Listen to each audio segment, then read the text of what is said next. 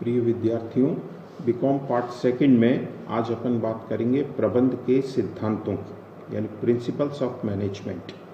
देखिए, प्रबंध को अपन ने विज्ञान की संज्ञा दी है और विज्ञान जो है वो अपन जानते हैं कि निश्चित नियमों और सिद्धांतों पर आधारित होता है। तो इस दृष्टि से प्रबंध के भी निश्चित तौर पर कुछ सिद्धांत होते हैं और उन सिद्धांतों का पालन करते हुए हम अपने निश्चित परिणाम प्राप्त कर सकते हैं।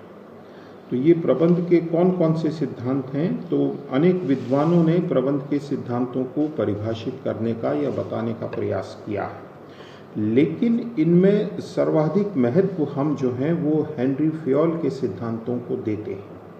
हेनरी फयोल ने प्रबंध के 14 प्रमुख सिद्धांत बताए हैं और ये ही फंडामेंटल प्रिंसिपल्स ऑफ मैनेजमेंट कहलाते हैं।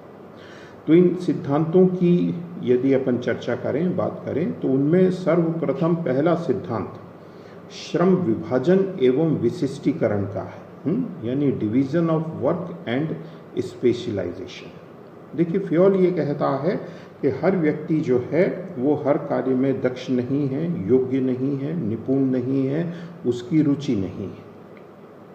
तो इसलिए जो व्यक्ति जिस कार्य में दक्ष है, जिस कार्य में उसकी रुचि है, आप उसको जानिए, पहचानिए और फिर उस व्यक्ति को उसी के अनुरूप काम दीजिए। यानी जब आप किसी व्यक्ति को उसकी रुचि के अनुसार कार्य देते हैं तो वो व्यक्ति उस कार्य को अच्छी तरह से करता है, उस व्यक्ति का उस कार्य में मन लगता है। तो इसलिए यदि आप कार्य के बेहतर परिणाम चाहते हैं तो इसलिए हमें ये ध्यान रखना चाहिए कि कौन व्यक्ति किस कार्य को अच्छी तरह से कर सकता है। अच्छी तरह से करने का मतलब यही है कि अगर आपकी उसमें रुचि होगी तो आप उसको अच्छी तरह से करेंगे। जिस आदमी की मार्केटिंग में रुचि है उसको यदि आप मान लीजिए फाइनेंस का काम दे देते हैं तो वो व्यक्ति उस कार्य को अच्छी तरह से संपन्न नहीं कर सकता है। फिर दूसरा फयोल ने बताया कि अधिकार एवं उत्तरदायित्व, ऑथोरिटी एंड रिस्पॉन्सिबिलिटी प्रिंसिपल। देखिए, फयोल ये कहता है कि जब आप किसी व्यक्ति को कोई कार्य सौंपते हैं तो उस कार्य को करने के लिए उसको पर्याप्त अधिकार दिए जाने चाहिए, क्योंकि बिना अधिकारों के व्यक्ति उस कार्य को कैसे संपन्न करे।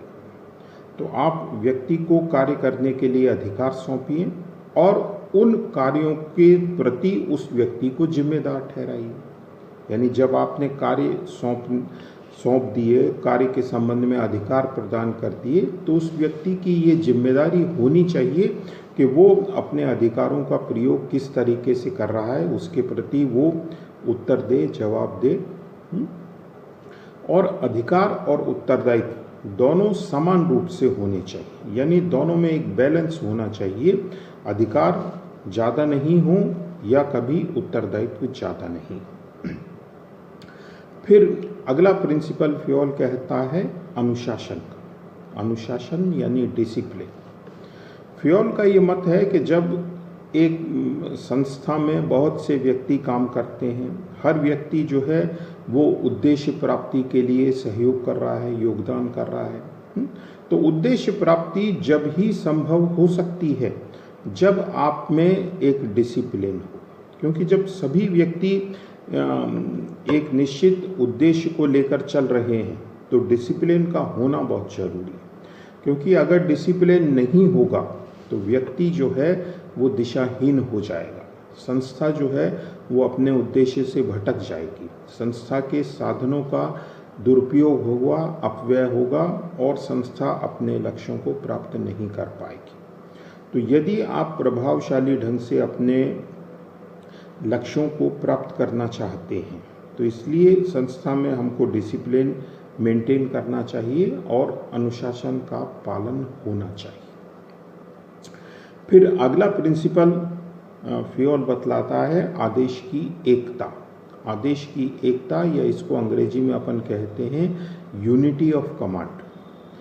देखिए, आदेश की एकता जो है ये संगठन से संबंधित एक नियम है। ये नियम ये कहता है कि एक अधीनस्थ, एक सबऑर्डिनेट, उसके लिए एक ही बॉस होना चाहिए। यानी किसी भी सबऑर्डिनेट को, किसी भी अधीनस्थ अधिकारी व्यक्ति को यदि एक से ज़्यादा अधिकारी उसको आदेश देते हैं या उसको कोई कार्य सौंपते हैं, देते हैं, तो उसको आदेश की पालना करने में कठिनाई हो सकती है, क्योंकि हो सकता है कि एक उच्च अधिकारी किसी रूप में बात कह रहा है और दूसरा उच्च अधिकारी किसी अलग रूप में कह रहा है, तो वो किसके आदेश की पालना करे और किसकी नहीं करे, उसमें विरोधाभास हो सकता है। तो इसलिए बेहतर स्थिति ये है कि किसी भी सबऑर्डिनेट का बॉस, उच्च अधिकारी एक ही व्यक्ति होना चाहिए। अगला प्रिंसिपल फ्योल बतलाता है निर्देश की एकता। निर्देश की एकता का मतलब है यूनिटी ऑफ डायरेक्शन। देखिए, यूनिटी ऑफ डायरेक्शन का सीधा सा मतलब ये है कि जो एक सा काम करने वाले व्यक्ति हैं, यानी 5 आदमी मान लीजिए बिल्कुल एक सा ही काम कर रहे हैं, तो पांचों का बॉस यानी पांचों का उच्च अधिकारी एक ही होना चाहिए। यानी ये नहीं हो कि 5 में से 2 का उच्च अधिकारी एक है और बचे हुए 3 का सुपीरियर कोई अन्य व्यक्ति है। तो ऐसी अवस्था में क्या होगा कि सबका काम तो एक है, लेकिन चूंकि उच्च अधिकारी अलग अलग हैं तो हो सकता है कि कार्य में भिन्नता आ जाए। फिर आप मूल्यांकन करने में आपको कठिनाई आएगी कि साहब पहले 2 व्यक्तियों ने काम सही किया है या बचे हुए 3 व्यक्तियों ने काम सही किया है, क्योंकि दोनों के सुपीरियर अलग अलग है, बॉस अलग अलग हैं, दोनों को अलग अलग प्रकार से डायरेक्शंस मिल रही हैं। तो इसलिए अगर एक सा काम है तो बॉस एक ही होना चाहिए। तो देखिए, यूनिटी ऑफ कमांड, आदेश की एकता, ये इंडिविजुअल का सिद्धांत है, एक व्यक्ति का एक बॉस। निर्देश की एकता, ये एक ग्रुप समूह का सिद्धांत है, एक समूह यानी एक सा काम एक बॉस। तो ये दोनों के अंतर आपको थोड़े स्पष्ट होने चाहिए। फिर फ्योल अगला प्रिंसिपल बताता है व्यक्तिगत हित के स्थान पर सामान्य हित को वरीयता। देखिए, व्यक्तिगत हित हर एक व्यक्ति का होता है। आप किसी संस्था में काम कर रहे हैं तो आपके कुछ पर्सनल इंटरेस्ट हैं, आप उनकी पूर्ति चाहते हैं, और इसी तरह से एक कॉमन इंटरेस्ट है, सामान्य हित है। अगर दोनों हितों की पूर्ति एक साथ हो रही है तो बहुत अच्छी स्थिति है, कहीं कोई विवाद दिक्कत नहीं है। लेकिन अगर दोनों में एक क्लैश है, दोनों में एक संघर्ष है, तो ऐसी अवस्था में आपको अपने व्यक्तिगत हित को सेक्रीफाइस करना चाहिए, यानी व्यक्तिगत हितों को आपको छोड़ना चाहिए, उनको पोस्टपोन करना चाहिए और सार्वजनिक हित यानी सामान्य हित पर आपको बल देना चाहिए। क्योंकि सामान्य हित की अगर रक्षा होगी तो हमारे व्यक्तिगत हित तो बाद में भी पूरे हो सकते हैं। तो व्यक्तिगत हित को आप प्राथमिकता न दें और सामान्य हित जो है उसको पूरा करने का प्रयास करें। फिर अगला प्रिंसिपल फ्योल का है पारिश्रमिक रेम्यूनरेशन। फ्योल ये कहता है कि जो भी आदमी काम कर रहा है वो पैसे के लिए करता है, पारिश्रमिक के लिए करता है, तो संस्था का ये फर्ज बनता है कि वो उसको उचित पारिश्रमिक दे, समय पर पेमेंट करे, और पारिश्रमिक इस रूप में हो कि व्यक्ति जो है संतुष्ट भी रहे, प्लस उसको ज़्यादा से ज़्यादा कार्य करने की प्रेरणा भी प्राप्त होती रहे। तो आप जो भी पारिश्रमिक जिस रूप में भी प्रदान करते हैं वो ऐसा हो कि उससे व्यक्ति स्वतः ही कार्य करने के लिए अभिप्रेरित हो। फिर अगला प्रिंसिपल केंद्रीयकरण। केंद्रीयकरण यानी सेंट्रलाइजेशन। फ्योल ये कहता है कि हमको संस्था में विकेंद्रीयकरण यानी डिसेंट्रलाइजेशन अपनाना चाहिए, लेकिन हमको केंद्रीयकरण पर भी ध्यान देना चाहिए। यानी जो इम्पोर्टेंट इश्यूज हैं, बहुत महत्वपूर्ण क्षेत्र हैं, विषय हैं, संस्था के की पॉइंट्स हैं, वहाँ पर केंद्रीयकरण आवश्यक है। और जो रूटीन की मैटर हैं या जो अपेक्षाकृत कम महत्व रखते हैं वहाँ आप डिसेंट्रलाइजेशन कीजिए। यानी केंद्रीयकरण और विकेंद्रीकरण दोनों के मध्य हमको एक बैलेंस बनाकर चलना होता है, चलने का प्रयास करना चाहिए। फिर अगला प्रिंसिपल फ्यूल बतलाता है सोपान श्रृंखला, जिसको अंग्रेजी में अपन स्केलर चेन के नाम से जानते हैं। देखिए, सोपान श्रृंखला जो है वो ये बताता है कि एक ऑर्गेनाइजेशन का एक इस प्रकार का सिस्टम होना चाहिए जिसमें समस्त सूचनाएं, समस्त जानकारी, समस्त दिशा निर्देश ये सब एक निश्चित मार्ग से होकर गुजरते हो। निश्चित मार्ग से मतलब ये है कि जो ऑर्गेनाइजेशन में आपके निकट नज़दीक है, आपका इमीडिएट जो आपका सबऑर्डिनेट है, आप उसके थ्रू ही सारा कम्युनिकेशन दिशा निर्देश दें। यानी जैसे उदाहरण से आप समझिए कि अगर ए के अंडर में बी वर्क करता है और बी के अंडर में सी वर्क करता है और सी के अंडर में डी है, तो अगर ए को कोई बात डी तक कहनी है तो वो वाया बी सी डी तक पहुंचे। यानी ए अगर डी से सीधा संपर्क करता है तो ये सोपान श्रृंखला का उल्लंघन है। एक्सेप्शनल या अपवाद स्वरूप स्थिति में ए जो है वो सीधे डी से संपर्क कर सकता है, लेकिन सामान्य परिस्थिति में ऐसा नहीं होना चाहिए। फिर अगला प्रिंसिपल फ्यूल बतलाता है व्यवस्था, ऑर्डर।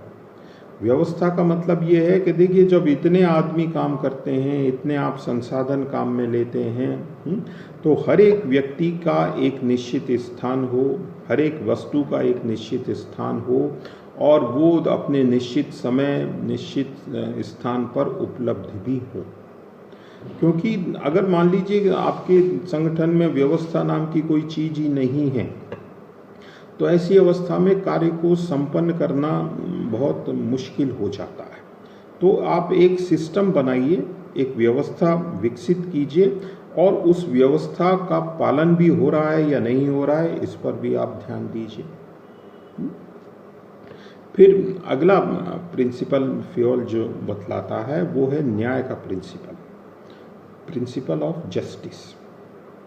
न्याय का प्रिंसिपल ये कहता है कि देखिए, किसी भी व्यक्ति के साथ कोई भेदभाव नहीं हो, पक्षपात नहीं हो और नियम, कायदे, रूल्स, रेगुलेशन सभी व्यक्ति के लिए एक समान होने चाहिए। क्योंकि अगर पक्षपात होता है तो कर्मचारियों में इस तरह की भावना पैदा होती है और वो संस्था के प्रति कोई बहुत अच्छा नज़रिया नहीं रखते। तो इसलिए आप बिना पक्षपात के सभी व्यक्तियों के साथ समान व्यवहार करें, ये न्याय का सिद्धांत।